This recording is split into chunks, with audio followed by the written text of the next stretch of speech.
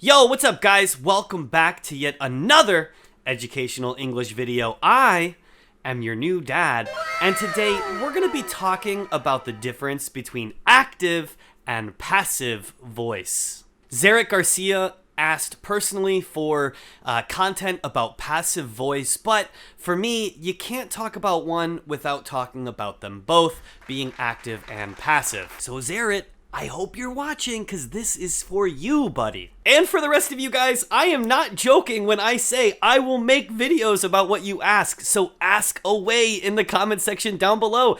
If you have a question, ask it, baby. Ask it. It's really that simple. I will answer your questions. Now let's jump in and learn, or as I like to say, let's learn some English. Active voice and passive voice and active voice and passive voice and active voice and passive voice, active voice. The first thing that we need to do when talking about active or passive voice in English is understand what voice means. In every sentence in the entire world, there is a subject to that sentence. The subject is who or what is performing an action within a sentence, or better yet, who or what the sentence is about. For example, Teacher Sean is the best English teacher on YouTube. Sean is the subject of the sentence. The sentence is about Sean. That's me, by the way. I'm the best English teacher on YouTube. It's me, baby!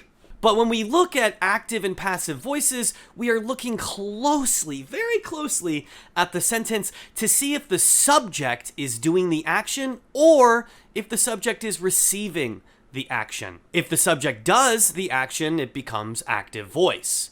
If the subject receives the action, well, then it's passive voice. For example, the boy plays a video game.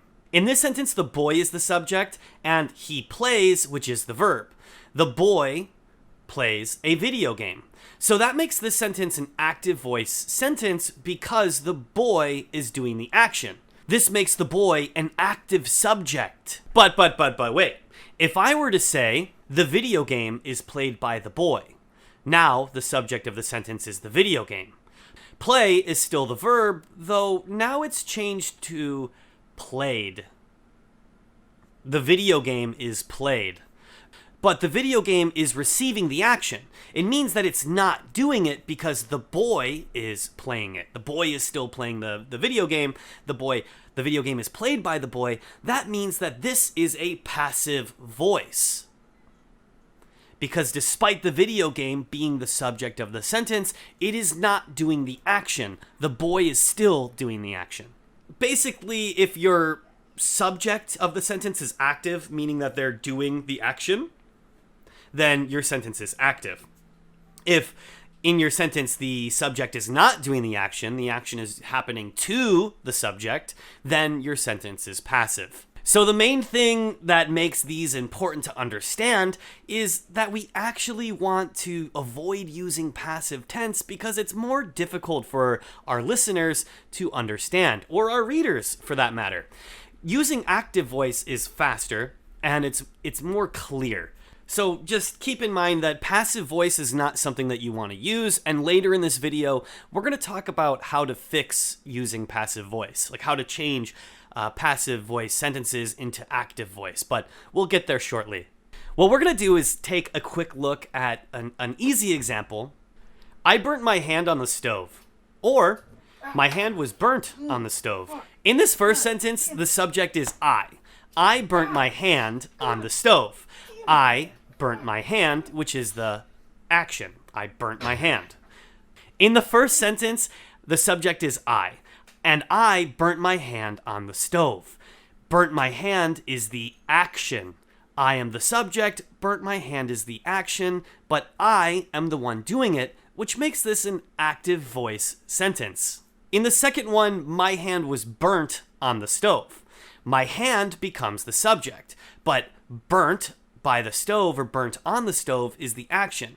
The stove actually burnt my hand, which means my hand received the action, making this a passive voice sentence.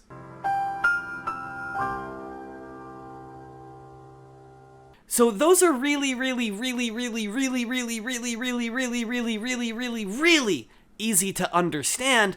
But now what we're going to do is talk about how we can change a passive voice into an active voice. The first thing that we need to do is just to identify a verb in a sentence. For example, the thunder frightened the dog. We should ask ourselves who or what is doing the action. In this example, we could see that the verb is frightened, but we can also see that it's the dog that's frightened, not the thunder, even though the subject of the sentence is the thunder. So what we could do is rearrange this sentence and make it more clear. The dog was frightened by the thunder. Now that the dog was frightened by the thunder, we can see that the sentence is active voice. Just keep in mind, in order to do this well, you need to keep the verb tenses the same. So like, the thunder frightened the dog was frightened by the thunder. It didn't change at all. I didn't say the thunder was frightening the dog, or the dog was frightened by, right? It stayed the same every single time. Frightened, frightened. Now what we're going to do is take a quick quiz to see how well you understand active and passive voice. What you're going to do is hear a sentence or read a sentence and decide whether it is active or passive tense. Make sure to let me know your score in the comment section down below.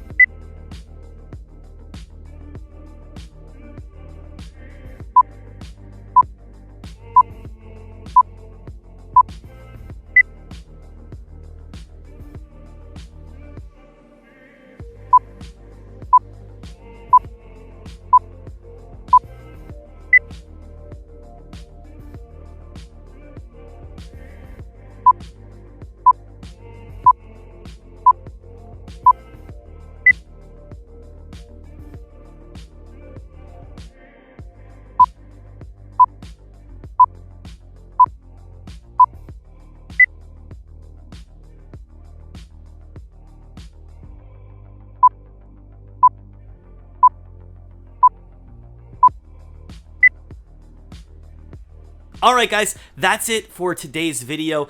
As always, if you like what you saw on this channel, make sure you hit that like button, make sure you hit that subscribe button, and ring that little bell for notifications. That way you can stay up to date on all of the wonderful lessons we have going on this channel. And you could also consider joining our Discord, because we've got a lot of great stuff going on over there. Now, it ebbs and flows in activity, but that's okay. Sometimes we're more active than others. But join it, be a part of the conversation, improve your English skills.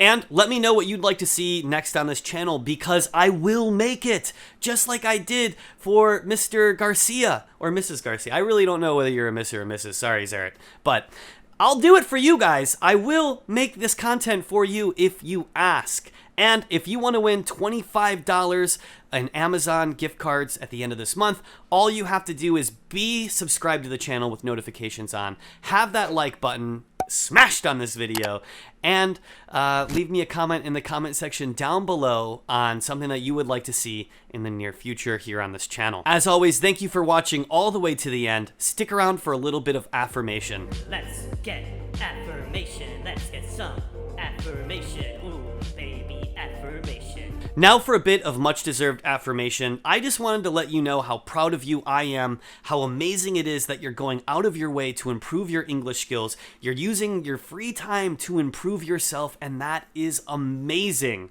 I love you, I'm proud of you, and I will see you next time. Bye-bye.